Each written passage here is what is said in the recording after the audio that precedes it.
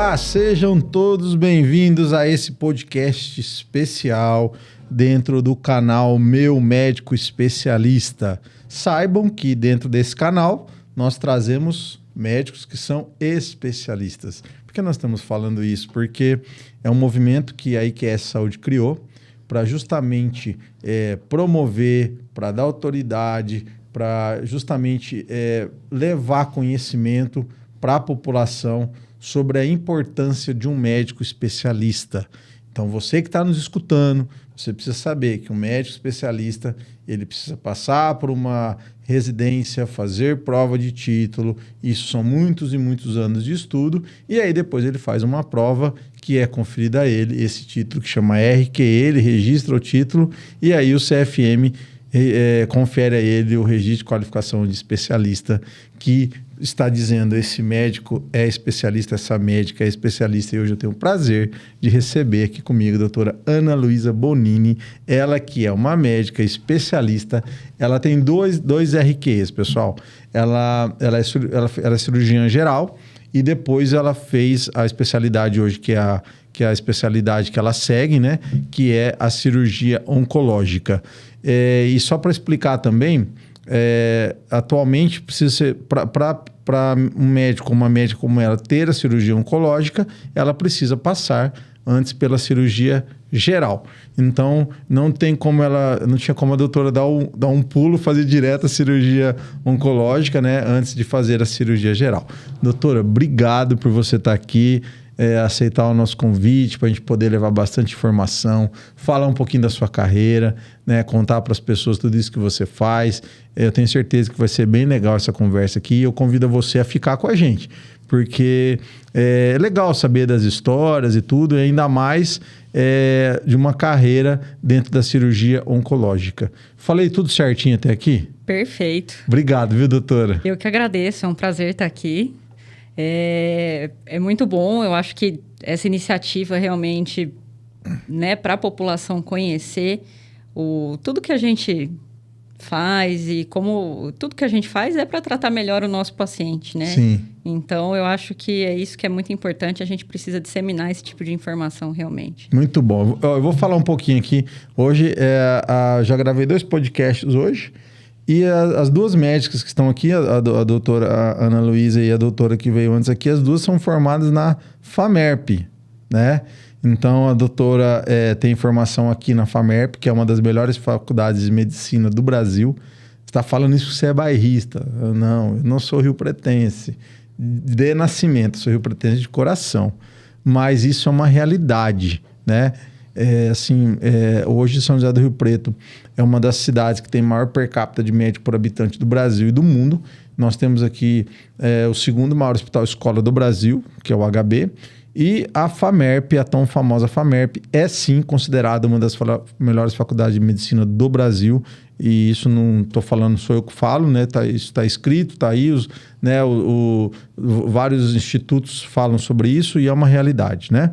A doutora também fez residência em cirurgia geral aqui também, no HB, e fez a residência em cirurgia oncológica no Hospital do Amor em Barretos, né? O antigo Hospital do Câncer, né? E hoje o Hospital do Amor, que é uma das maiores referências de oncologia do Brasil e do mundo também, né? Então, para vocês terem ideia dessa super formação dessa médica que faz cirurgia oncológica. Eu quero entender depois porque eu vou construir essa história até chegar... não é muito normal uma médica, né, uma mulher ser cirurgiã, ainda mais também de oncologia. Então, isso tem uma história, o porquê de tudo isso. É justamente isso que nós vamos contar, tá, doutora? Não vamos no final já? Isso, não vamos pular o capítulo, não vamos, né? Isso, vamos... Ó, pessoal, não acelera a série aí, não. Não vai para frente, não. Vamos começar do início. Como é que começou na sua vida a medicina? Por exemplo, você tinha algum parente médico? Ou como é que você decidiu lá na sua adolescência? Ou se foi na sua infância? Tem muitos que passaram aqui já que falaram... Teve um médico que falou assim, cara, com 6 anos eu decidi ser médico. Eu falei, 6 anos, top, decidi e tal. Teve gente que falou que foi na época da adolescência. a doutora que teve aqui, a doutora Tânia, contou uma história muito legal, que ela terminou o colegial e ia trabalhar de secretária para um médico lá na cidade dela, e alguém falou, por que você não faz medicina? E ela veio estudar aqui em Rio Preto. Quer dizer, como é que foi a tua história com a medicina lá antes de fazer o vestibular? Na verdade, Renato, assim, eu sempre gostei muito, eu brinco, né? Mas eu sempre gostei muito de cuidar das coisas, né? De cuidar das pessoas. Então, sempre tive um carinho aí por cuidar das pessoas. E às vezes até assim, aí isso partia para tudo, né? Animais, bichinhos de pelúcia quando eu era pequena. Então, assim, só que na verdade, teve uma época que eu fiquei meio distante da medicina. Aí fui mais, eu cheguei até a fazer, antes de fazer medicina, eu fiz um ano de química. Sério, doutora? Que legal. Sério. Entrei em outra faculdade, fiz um ano de química, cursei mais ou menos até outubro, novembro. Aí percebi que, poxa, acho que não era realmente aquilo que eu queria e voltei a estudar. E aí, nessa época, eu descobri realmente que aí eu queria medicina. Acho que foi um pouco de medo de prova, não gostava tanto dessa questão de competição, de vestibular. Eu acabei indo para uma outra área, né? Que foi essa parte das ciências mais exatas. Mas depois voltei com tudo. Não, e é muito engraçado, né? Porque você foi para química, vestibular de medicina nos mais concorridos até hoje, né? Sim. E ainda mais aqui na FAMERP, né? Quer dizer, e aí aí nesse tempo você para a faculdade de química e você volta a estudar, ou você fez isso junto para o vestibular, tô dizendo? Como é que foi essa etapa aí? Não, essa etapa, na verdade, eu parei química, larguei o curso, estudei um tempo por conta, aí prestei novamente o vestibular, mas, claro, eu estudei 2 meses, não ia dar certo, né? Uhum. Mas foi bom para dar aquela vontade, né? Acabou ainda que eu fiz 2 anos de cursinho. Legal. O primeiro ano, assim, eu fiquei bem longe de tudo, né? Mas aí no segundo ano deu certo. Aí, segundo ano, eu passei aqui, que sempre foi meu sonho, né? Sou riopretense de pequenininho, então sempre passei... De nascimento mesmo e de coração, isso aí. Sempre passei na frente da FAMERP, falei, não, queria fazer aqui. Legal. E acabou até que eu pude escolher, né? Eu cheguei a passar em São Paulo, na Escola Paulista, e passei aqui e optei por ficar aqui. Isso. E aí você, lógico, da tua cidade, você passou nas duas, doutora? Passei. Que legal, aí, hein? Escolhi ficar aqui. Muito bom, muito estudo, dedicação, né? E qual foi o ano da sua formatura? O ano da minha formatura foi 2016. 2016. Isso. Beleza, aí você entra na faculdade, então você entrou em 2010. 2010, 2011. 11, né? A virada Isso. ali é 2011 você entra. Você faz o vestibular de 2010 e entra em 2011, Isso. né? É que tem turmas da metade do ano também. Você entrou em 2011. E ali, conta um pouco agora dessa fase de faculdade. E quando, dentro desses 6 anos, você decide que você vai ser uma cirurgiã. Porque vamos concordar que isso não é muito normal. Apesar que... Quem que teve esses dias aqui? Há uma doutora que falou que ela é cirurgiã, ela é coloprocto. E ela comentou também que cada vez mais, muitas mulheres também estão entrando nessa profissão. E hoje ela já disse que foi no congresso, já tem muitas mulheres. Ou seja, não era uma coisa muito normal há um tempo atrás, mas agora tem crescido o número de mulheres cirurgiãs também. Conta como é que foi essa fase de faculdade e quando você decide fazer a residência de cirurgia geral. Na verdade, eu entrei, como sempre, né? Eu sempre entro querendo uma coisa e depois acabo indo para outra coisa, né? Vou me descobrindo ao longo do caminho. Mas eu entrei querendo neurologia. Primeira aula de neuro, falei, não. Pirou. Falei, não, não é isso. Aí acabei me descobrindo até então, até ali são 6 anos de faculdade, né? Até o 4º ano, mais ou menos, eu gostava muito de cardiologia. Tinha certeza que eu ia ser uma cardiologista, né? Adorava eletro, essas coisas, até eu entrar no centro cirúrgico. Aí realmente eu vi que não tinha como, que era aquilo que eu queria. Entrava, ficava ali em pé na escada, tentando ver alguma coisa, tentando entender alguma coisa, sempre que possível. Entrava realmente na cirurgia. Estava em campo. No 5º ano, mais ou menos, tinha eu e um outro colega meu também, o Anderson. A gente rodava junto e hoje a gente trabalha junto. Legal. Também era assim, era um agarrado na blusa do outro ali para conseguir ver a cirurgia. Sexta-feira à noite a gente estava no centro cirúrgico. Então, assim, aí foi criando aquela, né, aquela coisa de gostar realmente. Mas sempre bate a dúvida, né? Uma residência puxada...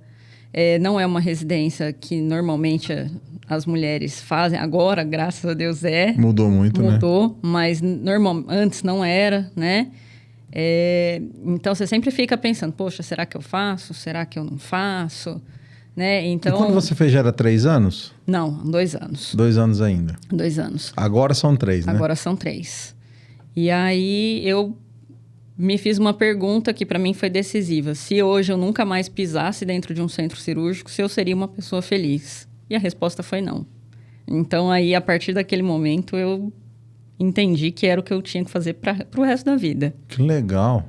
Então... E aí você vai fazer a cirurgia geral, porque ela é a base, né, de todas as outras especialidades cirúrgicas, né? Exatamente. Precisa passar por ela, seja na coloprocto, na gastro, na oncologia, na vascular, ou seja, qualquer outra especialidade cirúrgica precisa anteceder a plástica, né? Precisa passar pela cirurgia geral. Legal. E aí mas aí beleza. Quando você está na geral, você já sabia que você queria oncologia ou você fez e tinha outras visões abertas ainda? Na verdade, a especialidade mesmo, a cirurgia oncológica, é uma especialidade muito nova, né? Então, a gente não tem conhecimento dela antes, como eu acho que a maioria da população hoje ainda não tem, né? Então, quando eu entrei na cirurgia geral, eu nem sabia que existia realmente. Então, você entra realmente pensando em outras coisas. E ao longo da residência da cirurgia que eu fui descobrindo. Hoje já está muito mais difundido, né? A questão da cirurgia oncológica, mas lá atrás também um pouquinho, pode parecer besteira, coisa de 4, 5 anos, né? Mas não tinha tanta informação na época. Entendi. Aí foi que, na verdade, eu descobri que eu comecei a entrar numa cirurgia e falei, nossa, eu gosto disso daqui. Aí entrava em outro tipo de cirurgia, totalmente diferente. Eu gosto daquilo ali também. Entrava em outra. Por exemplo, entrava numa cirurgia de cabeça e pescoço, tórax, mama, uma cirurgia de intestino grosso, coloprocto, estômago. Falei, mas eu gosto de tudo.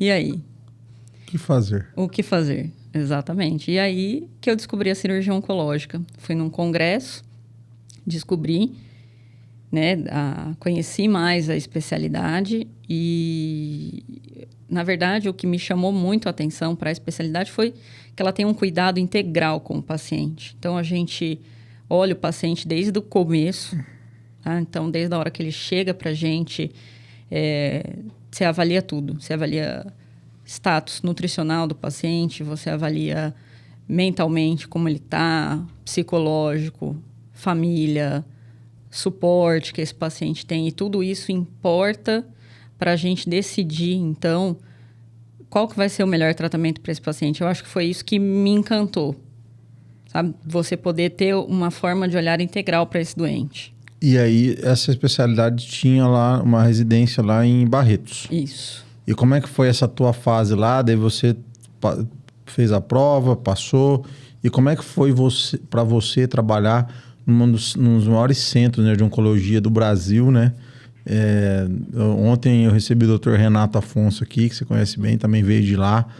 Assim, as pessoas falam sempre muito bem, né, de tudo do que tem lá naquele hospital, do que é feito, né? Como é que foi para você fazer essa residência lá no Hospital do Amor?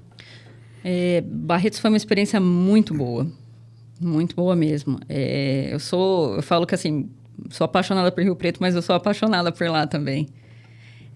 Então, assim, tive excelentes experiências lá. O hospital tem realmente toda essa filosofia, essa visão, né? E me encontrei. O jeito de cuidar dos pacientes, eu me encontrei totalmente lá. Tem muita tecnologia, então a gente consegue, pensando num contexto de SUS, né? E eles conseguem ofertar muita coisa para os pacientes e a gente consegue aprender muito também, porque a gente vê coisas que às vezes veria só num cenário particular, convênio, e a gente consegue ver lá isso sendo ofertado para o paciente do SUS. É um pouco mais desgastante na parte emocional, né? Porque você lida muito, então, com as falhas, com as fraquezas, ou às vezes você não conseguir ajudar o paciente da forma como a gente gostaria. E quando eu falo da cirurgia, né? A gente gosta de poder conseguir operar o paciente. E lá também te ensina de que nem sempre você vai conseguir operar o paciente, mas que mesmo assim existem formas da gente ajudar, né? Então, acho que isso que foi o mais importante. E lá foram mais quantos anos, doutora? Lá a residência de cirurgia oncológica, atualmente, elas são 3 anos, tá? A gente divide, passa em todas as especialidades. Então, passa cabeça e pescoço, tórax, mama, urologia, ginecologia, coloprocto, digestivo alto, que é a parte que eu faço atualmente, né? Sim, melanoma, sarcoma, passa em todas as áreas. Então, é uma formação bem completa. E depois, as pessoas costumam se especializar ainda mais. Então, eu passei 4 anos, mas foram 3 anos de residência e 1 ano de especialização, que é o que conta como se fosse uma pós-graduação. E aí você fez em que área nessa especialização? A especialização foi na área, então, do trato digestivo alto, né? A gente acaba separando as especializações por áreas. Então, tratei mais dos tumores de esôfago, estômago e pâncreas. Tá, essa é onde você está mais...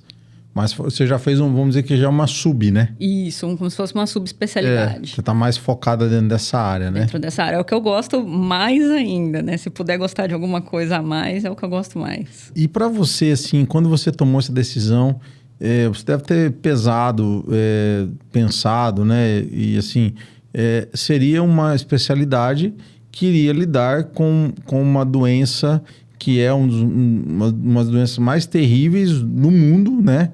Que mais mata pessoas, né? Como é que foi isso para você, saber que você ia estar ali todo dia lidando com isso e como é que foi a tomada de decisão diante desse fator? Na verdade, eu ainda tenho um complicador para essa decisão. Quando eu estava ali mais ou menos no 6º ano da faculdade, aquela época bem, né? 6º ano, acabando faculdade, entra a residência, eu descobri que meu pai ficou doente. Sério? Ele descobriu uma neoplasia de próstata, que já abriu um quadro metastático, tá? E ele veio a falecer 1 ano depois, quando eu estava na residência de cirurgia geral. Nossa. Então, nessa época, eu ainda não queria onco. Mas isso foi realmente uma coisa que me pegou na decisão do tipo, será que eu vou conseguir lidar com isso todo dia, né? De ficar meio que revivendo aquilo que aconteceu. Memória, né? Exatamente. Só que, na verdade, hoje eu vejo isso como... isso, assim, me ajudou a ser uma médica melhor, que eu falo. Por quê? Porque eu passei a experiência do outro lado, né? Então, eu sei como a família se sente quando chega o diagnóstico, eu sei quando como que o paciente está ansioso, o cuidado da dor do paciente, que muitas vezes o médico, às vezes, por não saber cuidar mesmo, acaba negligenciando o cuidado da dor com o paciente. Então, eu brinco assim, foi uma experiência ruim, mas me deu muitas vantagens hoje em como eu posso ajudar o meu paciente. E você teve a dor da perda, né? Sim. Que isso você... Eu sempre digo assim, às vezes, né? Por exemplo, para você, às vezes, você perdeu o seu pai, né? Infelizmente, né? Aí, por exemplo, a pessoa fala assim... como é que a pessoa fala? Eu imagino. Não, você não imagina, né? Se você não passou, você não imagina. Sim, né? Exatamente. Então, um dia, eu era jovem, daí eu falei mais ou menos isso para uma pessoa, tipo assim, nossa, tá sentindo... Nossa, eu imagino que você está sentindo. Não, você não imagina. Você perdeu seu pai? Não perdi, então você não sabe. Então, você passou por isso, né? A perda de alguém próximo, né? Um pai ou uma mãe, quer dizer... Aí você sabe como você conduzir. Ou seja, se algum paciente falar para você, não, você não sabe o que eu estou sentindo pelo que está acontecendo. Não, eu sei. Né? E isso muda tudo, né? Porque Sim. a pessoa vai falar, nossa, você está aqui fazendo realmente o melhor. Ela sabe o que aconteceu, passou por um caso. Infelizmente, né, doutora? Mas essa é a história, né? Sim. É uma história e você está usando isso numa forma de superação, né? Uma forma de trazer mais qualidade de atendimento, conforto, né? Até o Dr. Nunes falou uma coisa muito legal. Ele falou, ele falou uma coisa muito legal. Ele falou assim que o tratamento lá não é para acrescentar dias à vida, mas sim vida aos dias. Exatamente. Eu até guardei, né? Então, quer dizer, muitas vezes, lógico, deve ter muitos casos de cura. Uhum. Sim, mas tem casos que você vai entrar simplesmente para dar um maior conforto, maior qualidade de vida, mais tempo também, né? Sim. Isso é uma realidade? É uma realidade e a gente tem que aprender a lidar com isso. Ninguém ensina isso pra gente na faculdade, né? Então, eu acho que às vezes o tratamento que algumas pessoas têm com os pacientes é porque realmente não sabe como lidar. E você só aprende a lidar com isso na hora que você entra de cabeça nisso, né? Então, acho que essa experiência o hospital conseguiu proporcionar bem. Porque é uma delícia, né? A gente operar o paciente, ver nosso paciente curado e ver nosso paciente bem. Mas é muito bom também saber que a gente deu uma dignidade, deu uma qualidade de vida para esse paciente no período que ele estava mais necessitado, que era tempo, né? O final da vida, exatamente. Doutor, e quando é que você volta para Rio Preto depois dessa tua passagem? Você fica algum tempo lá? Você ficou mais um ano lá? Fiquei. Você ficou 4 anos lá, então? 4 anos. Aí... Então, nós estamos falando de 2 de geral, mais 4, você ficou 6. Mais 6, 12. Isso, 12 anos. Exatamente. Uma outra faculdade depois da faculdade. Sim. E quando você volta para Rio Preto? Volto esse ano. Esse ano você voltou? Esse ano eu voltei. E aí você já voltou jogando já? Já voltei. Que legal. E aí hoje você está dentro do HB. Isso. E como é que foi para você voltar para sua casa dentro de E agora já trabalhando, né? Assim, já de fato, né? Exercendo, né? Com tudo que você aprendeu e voltando para casa, né? Sim. Que também nós estamos falando de uma das maiores referências do Brasil também, né? O HB hoje... Ontem eu fiz uma pergunta interessante do Dr. Renato, né? Que eu vou fazer para você a mesma pergunta, né? A nossa cidade, digamos assim, a estrutura que nós temos hoje, principalmente onde você está dentro do HB, ela deve alguma coisa para alguma outra estrutura dentro do Brasil? Nossa, não. Com certeza não. Porque a estrutura é excelente, né? Eu falo que, assim, para mim é um orgulho poder voltar para casa, né? Porque... fui aluna, fiz residência de cirurgia geral, então fui para fora, aprendi muito, mas estou podendo voltar e retribuir tudo que a faculdade e o hospital já me deu, né? Então isso para mim é indescritível, assim. Viu? E como é que foi esse ano, já ali realmente já fazendo toda essa parte do tratamento, já fazendo a parte cirúrgica, já ajudando aí já... centenas de pacientes, que o fluxo ali também não é baixo, né? Sim. Hoje nós estamos gravando aqui numa quarta-feira, véspera de feriado, dia 11 de outubro, e a doutora amanhã, um feriado, ela vai estar operando, né? Porque existe uma carga grande ali, né? Dentro do HB, com toda uma fila, né? Que vai sendo seguida ali para fazer as cirurgias, então... É uma quinta-feira, feriado, ela vai estar trabalhando. Mas como é que foi tudo isso para você? E você tá ali realmente já atuando e resolvendo, né? De uma maneira ali, já dentro desse trato, como você falou do alto, como é que é? Digestivo alto. Digestivo alto, né? Onde você Isso. trabalha com esses 3 órgãos principalmente. Como é que está sendo isso para você, essa experiência? Não, tá... Bom, eu adoro, né? Então, para mim não tem... Eu adoro poder fazer isso. Falo que eu sou totalmente realizado na área que eu faço. E poder estar dentro do hospital, fazendo o que eu gosto, ensinando os residentes, que é uma outra coisa que eu gosto de fazer, ensinando os alunos. Então, tudo isso faz diferença. Isso é uma coisa que... Lá em Barretos a gente não tinha tanto, né? Que eram os alunos, que eu senti falta um pouquinho. E aqui a gente tem os alunos, né?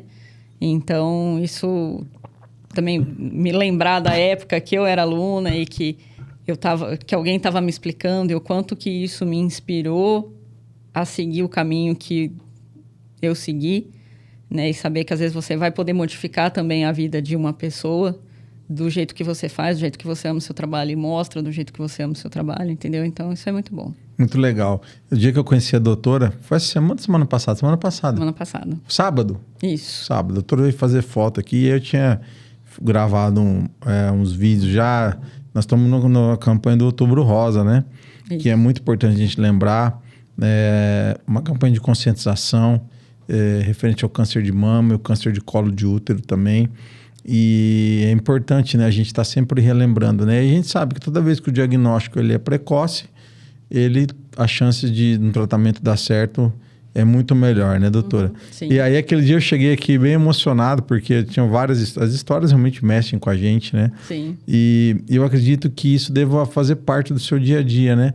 Porque quando você está operando alguém, você está operando a família, né? Não é só aquela pessoa, né? E ali você poder levar... Né, onde estava até o doutor Renato, que conta o médico, e eles contando de um caso, o que foi feito o melhor, e era um caso que realmente o prognóstico não era bom, né? Mas aí eu achei muito legal, falando, nossa, poxa, mas nós fizemos o máximo e nós vamos estender o tempo de vida, muito legal dessa pessoa, ela vai ter uma boa qualidade de vida, pelo menos pelos próximos 5, 6 anos, sabe? E como é que é isso para você ali, quando você termina a cirurgia... E você... Porque às vezes também você tem todos os exames, né? Hoje tem muita tecnologia, né, doutora? Sim. Mas na hora que abre, nem sempre é o que está no exame, né? Sim. E aí você se depara com aquilo, poxa vida, vou ter que mudar aqui, fazer aquilo, mas vou fazer o meu melhor. Daí na hora que termina, aí você fala, nossa, realmente eu consegui fazer o melhor para essa pessoa. Como é que é isso? Porque isso é diário para você. Você tá assim, na minha visão, você tá lidando ali com a vida e morte diariamente, né? Porque você não pega um caso normal, né? Eu tô com uma hérnia. Sim. Né? Tô com beleza, vou fazer uma cirurgia de hérnia. Apendicite, né? Tô chutando uns casos aqui, né? Entendeu? É um cisto não sei aonde. Não, os teus casos são casos que já foram, na maioria das vezes, que foram detectados um câncer ou um tumor, que às vezes pode até ser benigno ou maligno, mas, quer dizer, existe alguma coisa ali que não é um bom sinal. Como é que é isso para você? Eu acho que, assim, o paciente que ele tem câncer, ele é um paciente muito frágil, né? Então, assim, ele chega exigindo muitos cuidados, sempre. Então, ele chega pra gente e o que você falar pra ele... no geral, assim, ele vai acreditar, ele vai, depois que se estabeleceu aí uma relação médico-paciente, então ele vai confiar totalmente em você. Então, às vezes, o peso é até maior, né? Porque você sabe que aquela pessoa a família, tá entregue na tua mão. Sim. Né? Mas você saber, a recompensa de você saber que você pôde dar o seu melhor, que você fez o melhor pelo doente, e esse é o nosso objetivo, é sempre fazer o melhor, né? Acho que a gente não veio no mundo para prejudicar ninguém, Sim. né? A gente quer sempre fazer o melhor, independente. E aí, isso é muito gratificante. Muito mesmo. É o que vale a pena, né? É o que vale a pena, exatamente. E hoje, assim, doutora, tem muita, assim, novas tecnologias ou novas formas de fazer, principalmente nessa área que você está. Tem muita coisa boa, assim, hoje tem mais, digamos assim, ferramentas... para poder, lógico, não, na cirurgia também tem o pós, né? Tem as quimioterapias, as radioterapias. Hoje existe uma gama maior, um arsenal aí maior para poder combater o câncer, né? Com certeza, com certeza. E eu acho que o interessante, a tecnologia, ela vem para combater o câncer de uma forma diferente do que tinha antes, né? A tecnologia vem para a gente deixar esse paciente cada vez menos com sequelas, né? Então, assim... claro que a gente precisa fazer cirurgia aberta em muitos casos, mas hoje se a gente conseguir fazer uma cirurgia, por exemplo, por videolaparoscopia, por robô, esse paciente ele tem menos dor, na maioria das vezes, né? Ele tem menos dor, tem menos complicações, por exemplo, quando a gente fala de trato digestivo alto, normalmente complicações pulmonares são menores, sim, né? Com uma cirurgia com a mesma qualidade de que a gente tinha a cirurgia antes, que era a cirurgia aberta, tá? Para muitos casos, a gente precisa muito da cirurgia aberta, que é ótimo, né? Mas hoje, por exemplo, quando a gente fala de um tumor de próstata ou um tumor de reto, por exemplo, que a gente tem o robô, a gente consegue ter uma preservação dos nervos, tudo que garante uma qualidade de vida boa para esse paciente. Então, eu acho que a tecnologia ela vem para isso também, Sim. tá? Para ofertar a cura, na maioria das vezes, para esse paciente, né? Para a gente dar a chance da cura para esse paciente, mas sem trazer muitas sequelas que nem a gente trazia antigamente. E sem contar que é uma equipe multidisciplinar, porque daí você, de posse dos resultados, você vai falar com o pessoal da radioterapia, da quimioterapia, psicólogo, nutrição, físio, todo mundo. Então, hoje não se faz nada sozinho mais, né? Não. Hoje a oncologia é totalmente multidisciplinar. Totalmente. E não tem como hoje sair fora disso, né? Porque você terminou de operar, você já vai ter que programar ali, dependendo de como é que foi a cirurgia, né? Já vê os caminhos que vão ser tomados, né? Por exemplo, um paciente que tem um estoma, né? Fica com o estoma, que nem a Preta Gil ficou com a bolsinha, né? Que a gente fala comumente. Então, a gente tem hoje enfermeiros especializados em estoma. Ter alguém desse na tua equipe para ajudar também, excelente. O fisioterapeuta na recuperação pós-operatória, nutrição. Aí entra da parte médica também o oncologista clínico para entender realmente, a gente poder conversar, entender qual a cirurgia foi feita e o que esse paciente ele pode apresentar depois, justamente por conta da cirurgia. O radioterapeuta, né? É muito bom. E tem caso, né, o caso desse da Preta Gil, que também retorna, né, tira essa bolsa, né? Fica um tempo, né? Aconteceu com o presidente, né? Isso. O ex-presidente Bolsonaro aconteceu isso, né? Que ele ficou e aí depois voltou, né? Isso. Mas cada caso é um caso, né, doutor? Cada caso é um caso. E aí é onde vocês vão estar lá. E é muito legal que eu imagino dentro daquela estrutura do HB, que deve ser muito, assim, muito legal de você poder unir as forças aí, fazer as reuniões com quem está ali de cada área. Sim. E resolver a vida dos pacientes, né? Exatamente. E buscar sempre o melhor, né? Exatamente. Doutora, em 2025 vão formar mais de 40 mil médicos. São 17 mil, no máximo 17 mil vagas de residência. Qual o conselho ou qual a orientação, mensagem que você dá para o médico que está se formando agora com relação à especialidade, né? Você achou que valeu a pena? Porque praticamente, né, vamos dizer que você começou agora mesmo a exercer tudo que você estudou até agora, né? Sim. Valeu a pena você ter ficado esses 6 anos aí estudando, fora os 6 anos iniciais da faculdade? Com certeza, faria tudo de novo. Falo que o ganho que a gente tem é totalmente diferente, né? Só que você só consegue ter essa visão quando você entra realmente nisso. Então, se eu pudesse dar um conselho, às vezes a pessoa vai falar, não faz, vai ganhar dinheiro, vai dar plantão, vai fazer alguma coisa assim. Não. Vai atrás do sonho, busca, estuda, procura ser o melhor para os seus pacientes, que esse é o caminho do sucesso. Eu também acho. Né? Doutor, e assim, é uma pergunta na verdade, uma reflexão, né? Pensa que nós estamos aqui fazendo um podcast que ele vai ficar no YouTube gravado para sempre, né? E aí, daqui uns 10 anos, alguém vai te ver, né? E aí, que seja uma inspiração para alguém. O que te trouxe até aqui? O que você quer deixar registrado de mensagem para sua família, para seus amigos, né? Hoje você ainda é jovem ainda, né? Já teve médicos que já deixaram mensagem para os filhos, mas você ainda você está jovem ainda, quer dizer, mas você pode deixar uma mensagem para amanhã alguém que vai falar, nossa, puxa, um dia a Ana Luísa falou isso aí, fez muita diferença para mim, né? Ou alguém da sua família, um amigo, ou seja, para você deixar uma mensagem do que te trouxe até aqui, do que você fala assim, ó, naquele momento mais difícil, foi isso que me fez levantar.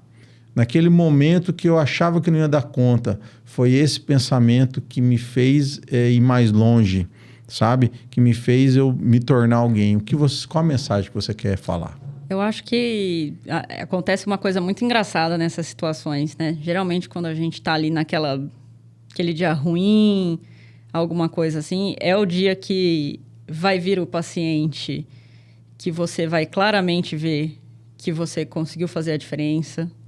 Legal. Para ele, aquele paciente que chega, te abraça, depois fala assim, doutora, muito obrigada. Aquele dia eu estava precisando e você soube entender o que eu estava precisando. Se foi um abraço, se foi uma palavra, se foi um desenho que você fez explicando, ou se foi propriamente a cirurgia, não importa. O que importa é ajudar a pessoa no momento que ela está precisando ser ajudada e conseguir identificar isso. Vai voltar, né?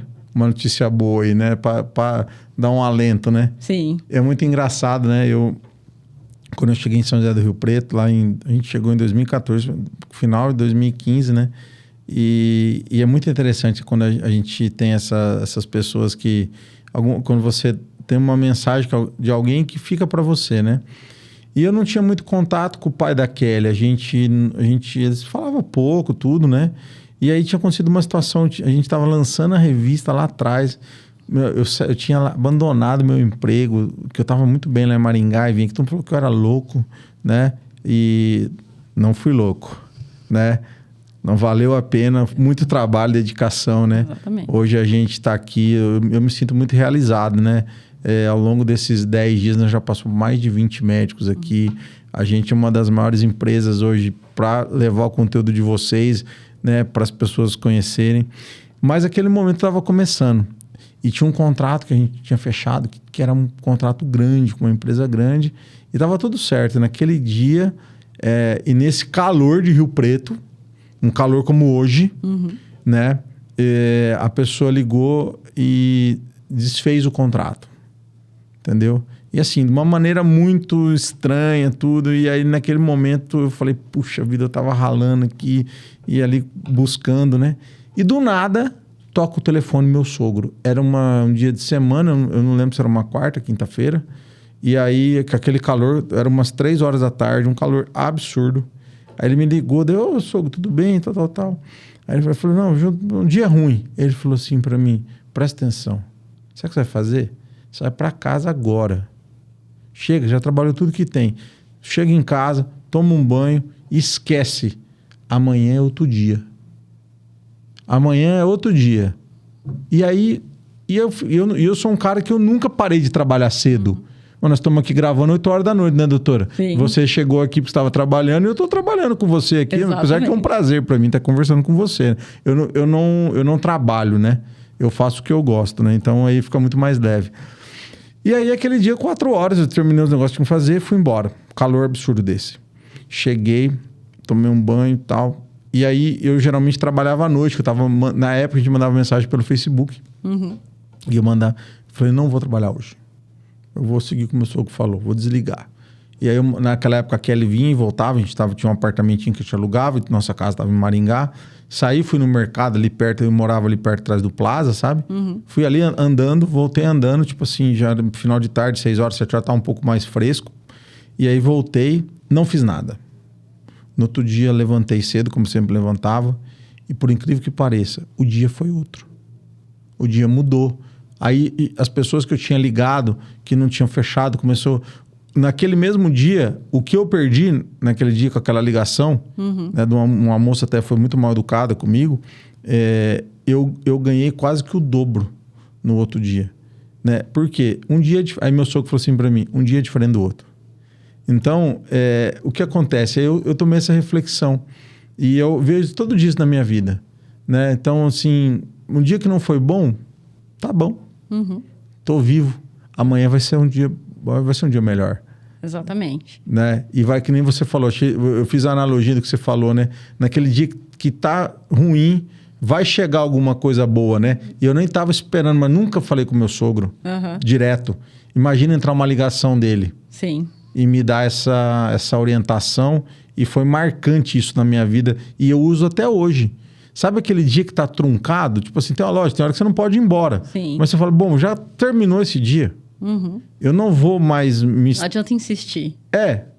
Deixa eu ir para casa, vou dormir, que amanhã é outro dia, né? E aí as coisas acontecem, né? E faz muita diferença, né, doutor? A gente que lida com pessoas todos os dias, né? Sim. Eu acredito que seja para você justamente isso. E as pessoas, às vezes, muitas vezes chegam no consultório com os problemas delas, fora a doença, e aí outros problemas, né? E tá ali, você tem que também entender tudo isso e tentar fazer o melhor, né? Eu acredito que a tua especialidade é uma das especialidades mais difíceis que tem, mas deve ser muito gratificante também, né? Tem os dois lados, mas é muito bom. Legal. Pessoal, eu tive o prazer aqui de falar com a doutora Ana Luísa Bonini. Ela é cirurgiã oncológica e para mim foi um prazer muito grande. Eu não tinha falado com nenhum cirurgião oncológico ainda, viu, doutora? O prazer foi meu. Foi a primeira vez. Eu acho que a gente conseguiu contar um pouco da tua história, essa trajetória muito linda, de muito estudo, dedicação, né? E amor ao paciente, né? E hoje você está de volta à tua cidade, dentro de um dos maiores hospitais do Brasil, podendo ajudar e fazer o melhor pelas pessoas, né, no dia a dia. É lógico, nós todos aqui precisamos ganhar dinheiro, pagar a conta, pagar as nossas contas, né? Mas isso não é o principal, né? Eu demorei para aprender isso, viu, doutora? Eu demorei para aprender, mas eu aprendi, viu? Sim. Eu aprendi que... Quando a gente faz o que a gente gosta...